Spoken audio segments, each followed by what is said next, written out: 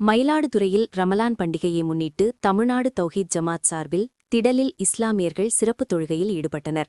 வளைகுடா நாட்டில் பெருநாளை நிம்மதியாக கொண்டாட முடியாமல் சிக்கித் தவிக்கும் ஆயிரக்கணக்கான பொதுமக்களுக்காக நாங்கள் உளமாற பிரார்த்திக்கின்றோம் என்று சிறப்பு தொழுகை நடத்தினர்.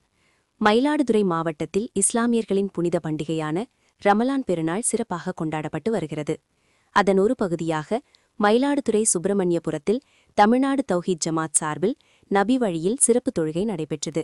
மாவட்ட தலைவர் எஸ்.எம். அப்துல் ஹமத் தலைமையில் நடைபெற்ற சிறப்பு தொழுகையில் மாவட்ட துணை செயலாளர் H.M. புகாரி தொழுகையை தொடங்கி வைத்து சிறப்புரையாற்றினார். இத்தொழுகையில் 300க்கும் மேற்பட்ட இஸ்லாமியர்கள் புத்தாடை அணிந்து கலந்து கொண்டு உலகில் அன்பும் அறமும் மனிதநேயமும் நிலைக்கவும் ஒற்றுமையுடன் மக்கள் வாழவும் பிரார்த்தனை செய்தனர்.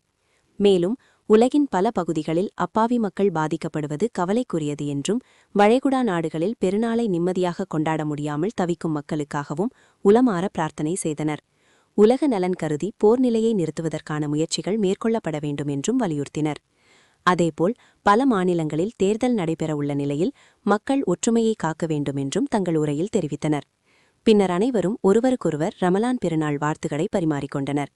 இதுபோல் மயிலாடுதுறை மாவட்டம் முழுவதும் நீடூர், வடகரை, கிளியனூர், எலந்தங்குடி, சங்கரன்பந்தல், ஆயப்பாடி, திருக்கலாச்சேரி உள்ளிட்ட பகுதிகளில் பள்ளிவாசல்களில் சிறப்பு தொழுகைகள் நடைபெற்றன.